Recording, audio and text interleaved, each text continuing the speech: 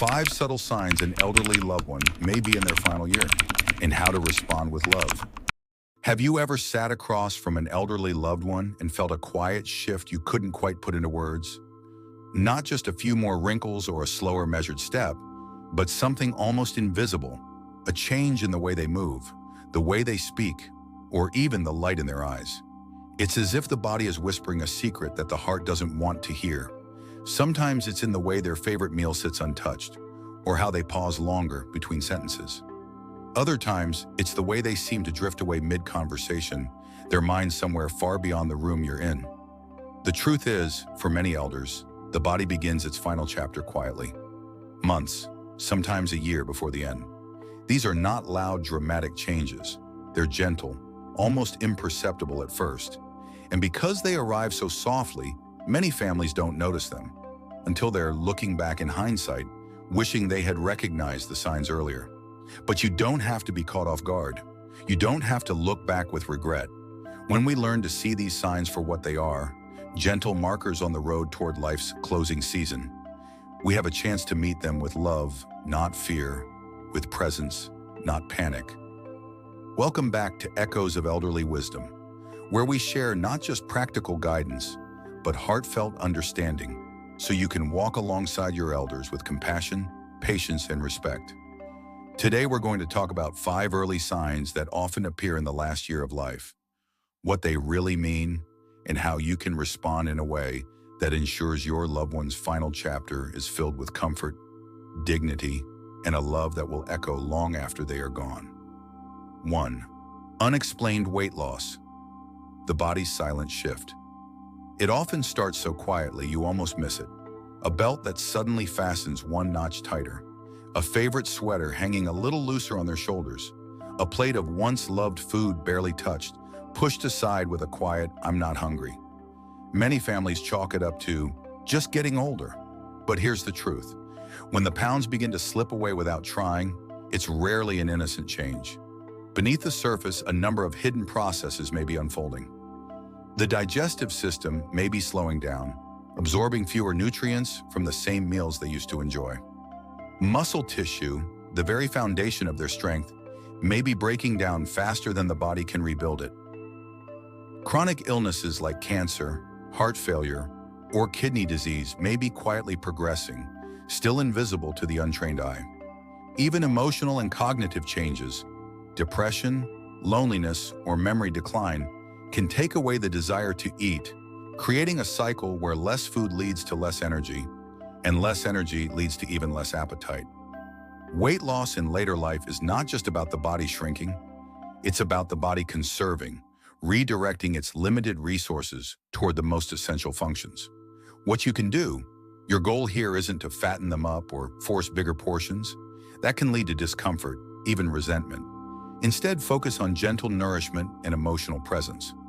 Offer small, nutrient-rich snacks several times a day, rather than large, overwhelming meals. Choose foods that are easy to chew, swallow, and digest. Soft fruits, yogurt, warm soups, smoothies.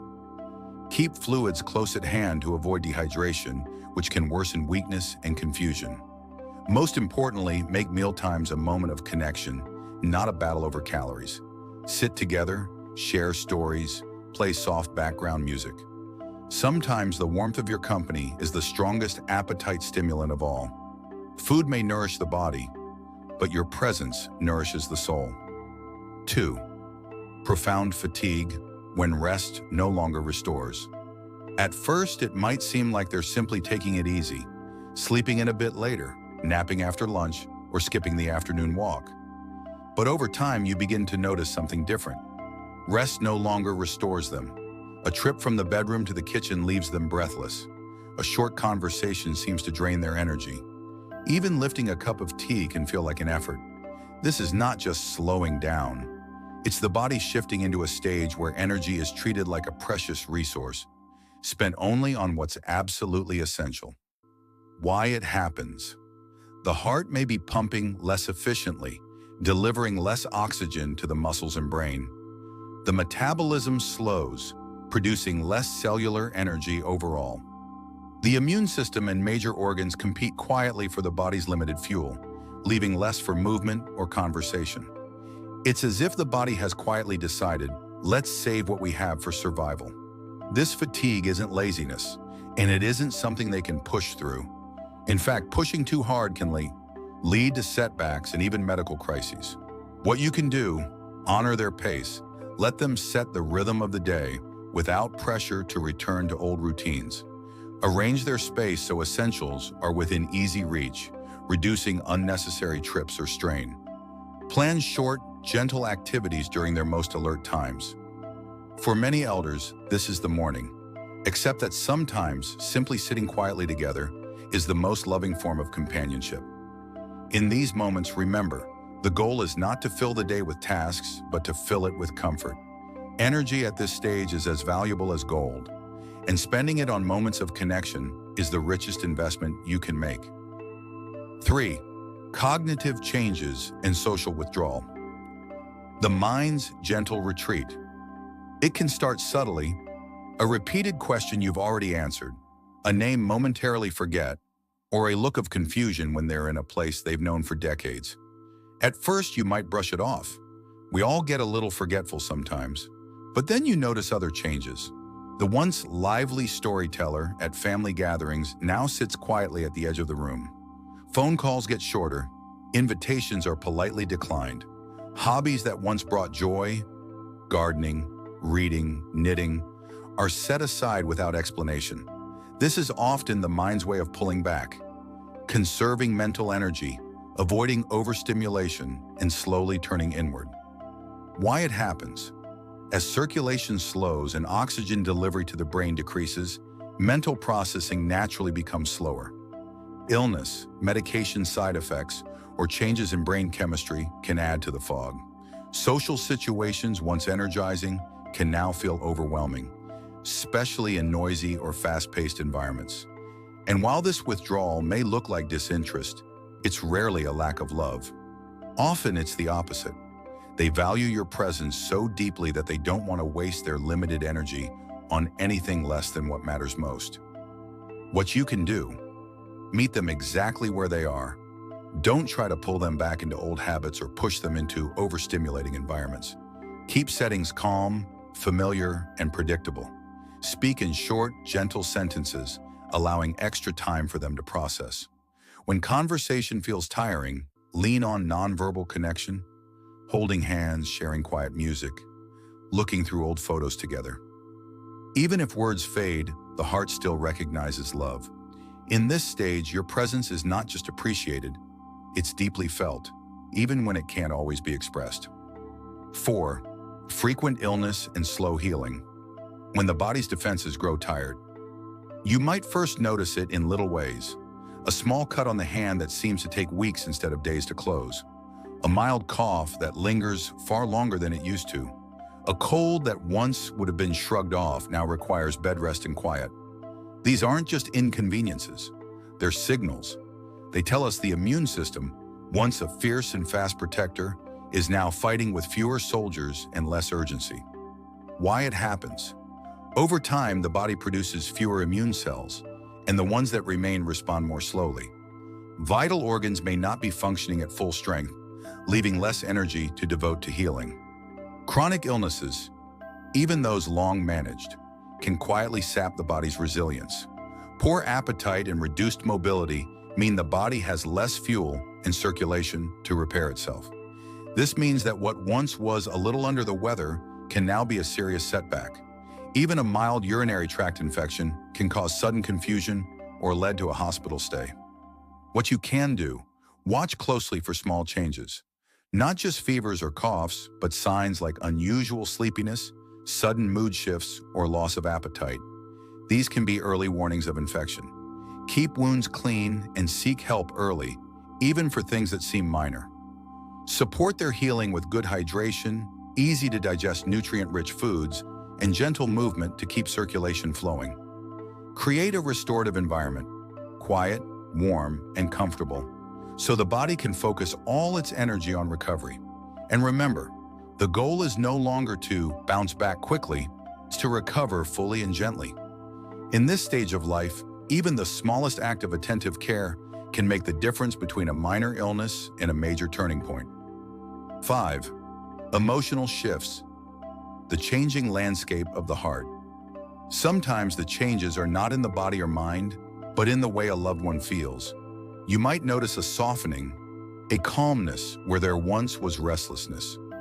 Or perhaps the opposite, moments of irritability or frustration from someone who used to be endlessly patient.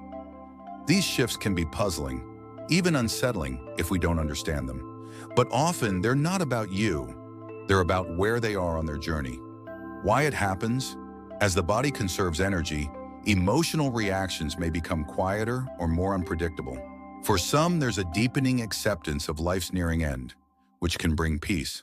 For others, there's grief for the things they can no longer do, which can bring sadness or frustration. Social withdrawal and cognitive changes may also leave them feeling disconnected, adding to mood shifts. In these moments, it's important to remember, their emotional landscape is changing just as their physical one is. What you can do, respond to irritability with patience, not defensiveness. Often it's discomfort speaking, not unkindness. Offer reassurance through tone, touch, and presence. Even when words are sparse, create a sense of safety and familiarity. Small routines, favorite music, familiar scents. Recognize moments of peace or joy, however fleeting, and lean into them without trying to fix the harder days. Feelings may rise and fall like the tide, but the undercurrent, the deep bond you share, remains steady. At this stage, you're not just caring for a body, you're tending to a soul, ensuring they feel loved, respected, and understood through every turn of the emotional journey. Conclusion: walking beside them all the way. As we've seen, these signs, whether they show up in the body, the mind, or the heart, are not just medical changes. They are chapters in a story that deserves to be read slowly, with patience, compassion, and presence. When we notice them early, we give ourselves the gift of time. Time to adjust, time to prepare, time to be more intentional about how we spend the days that remain. We can shift from reacting in fear to responding with love. Caring for someone in their final year is not about fixing what's changing. It's about honoring it. It's about creating an environment where their body feels comforted, their mind feels safe, and their heart feels deeply loved. And here's the truth. These moments, as hard as they can be, are also the ones that will echo in your memory for the rest of your life. The shared meals, the quiet afternoons, the way their hand feels in yours. These are not just moments of care, they are moments of legacy. So if you are walking this path right now, know this: you are not alone. Every gesture of kindness, every patient pause, every word of reassurance matters more than you may ever see in the moment. And when the time comes to look back, you will know you gave them what mattered most: your presence. If this video has helped you see your loved one's journey in a new light, I invite you to join our community here at Echoes of Elderly Wisdom. Subscribe so you don't miss the conversations, guidance, and gentle truths that can help you walk this road with confidence and compassion. Because together, we can make sure no elder walks their final chapter unseen, and no caregiver walks it alone.